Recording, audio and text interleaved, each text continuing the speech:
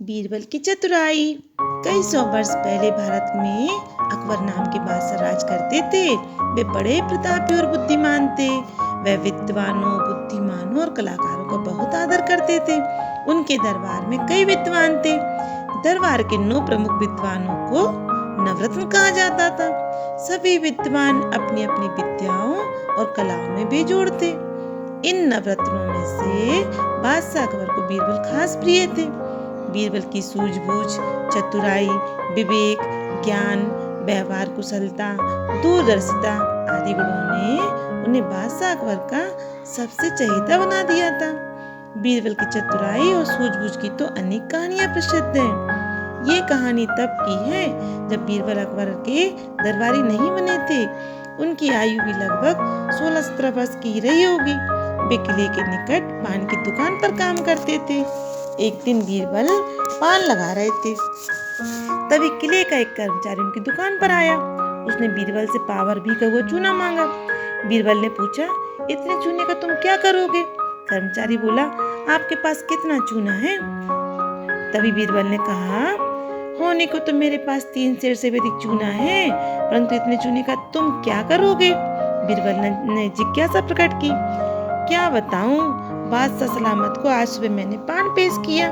पान खाते ही वे बगल में रखी एक कुर्सी पर जाकर बैठ गए और मुझे हुक्म दिया कि पावर चूना ले आओ।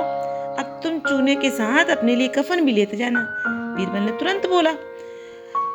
तभी कर्मचारी बोला, अरे आप ये क्या कह रहे हैं? तुम बादशाह के लिए पान लगाते हो? जी, कितने दिनों से? कोई 15 साल हो गए, फिर भी पान लगाना नहीं आया। आप ऐसा कैसे कह सकते? पान लगाने की कला में चतुर होने के कारण ही तो मुझे ये नौकरी मिली है। लेकिन आज पान में चूना ज्यादा लग गया है। चूने से बादशाह की जीभ कट गई है। तुम्हें सबक सिखाने के लिए बादशाह ने इतना चूना मंगाया है, सो सारा का सारा तुम्हें खिलाया जाएगा। इतना चूना एक साथ खाने पर तो मैं मर जाऊंगा। क्या कोई बचने का उपाय भी है? बेचारा बहुत डरा हुआ था। गिड़गिड़ाते हुए बोला, अब आप ही मेरी मदद कर सकते हैं। आप ही कुछ कीजिए, आप ही कोई उपाय सोचिए। उसे तो अपने सामने अपनी मौत खड़ी नजर आ रही थी। घबराओ मत, धीरज से काम लो। मैंने अपने घर के लिए एक सेर घी खरीदा था।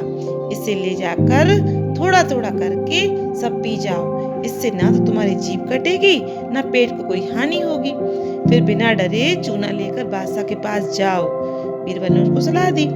राज्य कर्मचारी घी पीकर बादशाह के सामने गया। उसे देखते ही बादशाह ने पूछा, चूना लाए हो? कर्मचारी ने तुरंत उत्तर दिया, जी हाँ हुजूर। यहीं बैठकर सब खा जाओ। बादशाह ने तुरंत हुक्म दिया। राज कर्मचारी को बैठे बैठे ही सारा चूना एक साथ खाना पड़ा।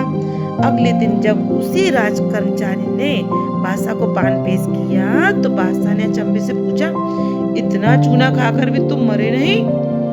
राज कर्मचारी ने बताया कि महाराज, कल मुझे बीरबल मिले थे। उनने मुझे सलाह दी थी कि सारा घी पी जाओ, तुम पे चूने कोई असर नहीं होगा।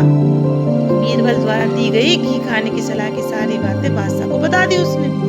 इस प्रकार बादशाह अकबर पर बीरबल की सूझबूझ, दूरदर्शिता और बुद्धिमानी का इतना प्रभाव पड़ा कि उन्होंने बीरबल को तुरंत बुलाकर अपना दरबारी बना लिया। इस प्रकार बीरबल अकबर के दरबार के नवरत्नों में शामिल हो गए।